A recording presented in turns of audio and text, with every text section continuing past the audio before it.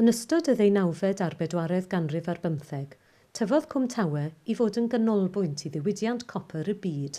Roedd yr entrepreneur o Gernyw, John Henry Vivian, wedi cynllunio ei weithfeydd yn fanwl fel ei bod mor effeithiol a phosib, a dewisodd leoliad delfrydol rhwng Camlas Abertawe a'r Afon Tawe. Roedd y gweithfeydd mwyndoddi cynnar yn fach ac yn fler, ond dath tro ar fyd ym 1810 pan adeiladwyd gweithfeydd yr Hafod. Roedd llwythi o'r mwyn yn cael ei mewnforio o Ynys Môn, Cernyw ac Iwerddon, ac yn hwyrach o Chile, Cuba ac Awstralia. Cariwyd glo i lawr y cwm ar y gamlas, a daeth y mwyn copr i mewn o'r porthladd ar hyd yr afon. Tyfodd gweithfeydd Vivian i fod yn un o safleoedd diwydiannol pwysica Prydain. Adeiladwyd y sied mwyndoddi, neu'r tŷ hir fel y galwyd hi gan rai, ym 1808, a hynny yn ystod datblygiad cyntaf gweithfeydd yr Hafod. Roedd rhesi o ffwrneisi adlewyrchol yn y sied ar gyfer mwyndoddi'r copr. Roedd yn rhaid i'r gweithwyr gadw'r ffwrneisi i fynd ddydd a nos, a golygau hynny weithio mewn gres tanbaid am oriau maith. Gosodwyd y ffwrneisi mewn 2 res hir, gyda'r mwyn copr a'r calchfaen yn cael ei gollwng o'r top.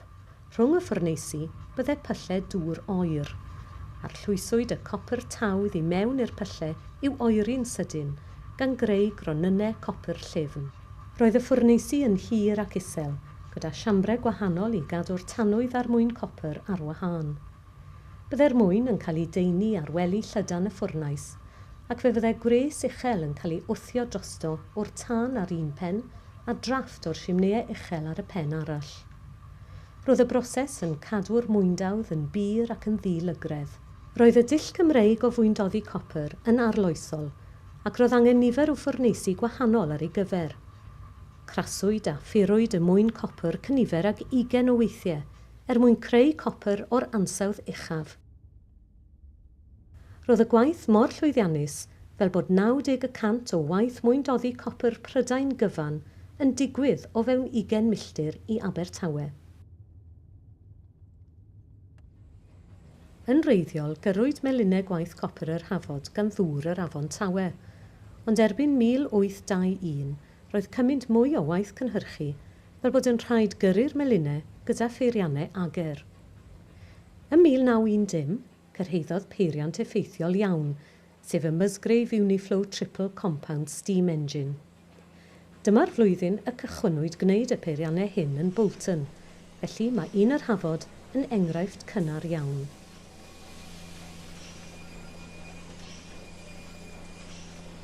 Roedd y peiriant hwn yn fwy effeithiol am ei fod yn defnyddio ager nid unwaith yn unig, ond deirgwaith.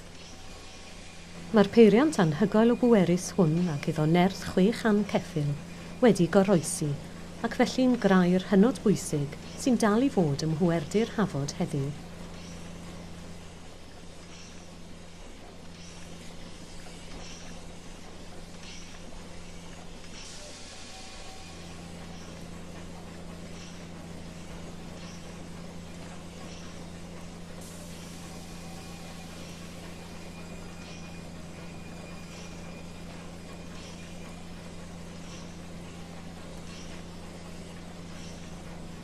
Byddai'r copr o'r ffwrneisi yn cael ei gastio mewn blociau neu ingots.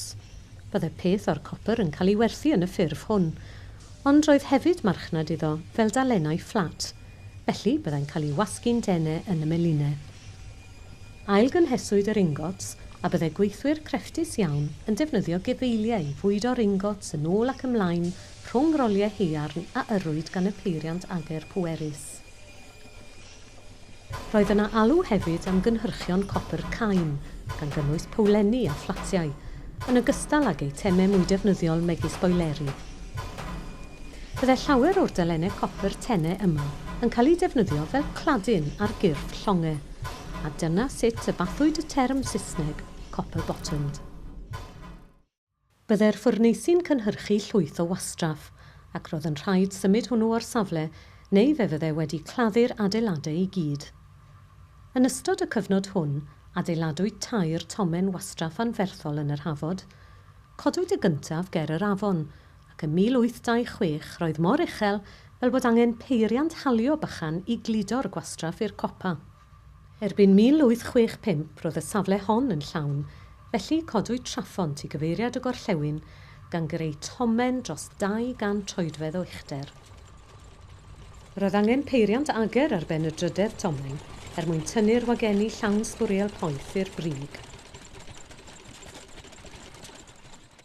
Cliriwyd y tomenni yn ystod gwaith tirlunio ganol yr 20fed ganrif. Wrth i'r gweithfeydd gynhyrchu mwy a mwy, tyfodd pryderon am y nwyon gwenwynig a ryddhawyd i'r awyr. Un o brif elfennau'r nwyon oedd swlffwr. Daeth ateb i'r broblem ym 1865 pan fabwysiadwyd y broses Gerstenhofer oedd yn troi'r nwyon swlffwr yn asid swlffwrig.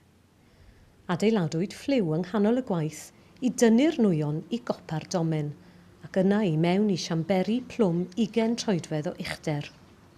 Yn y siamberi, echdynwyd y swlffwr mwyn creu asid swlffwrig a werthwyd i'r diwydiant tinplat gan greu incwm blynyddol o 200,000 o bunnoedd.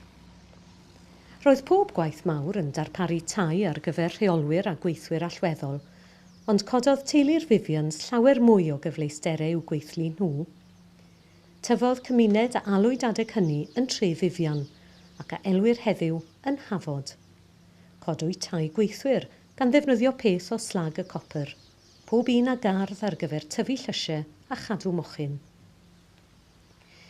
Erbyn 1886, roedd Vivian a'i feibion yn cyflogi o 80,000 o weithwyr yn yr Hafod, ac roedd tre Vivian wedi tyfu'n aruthrol.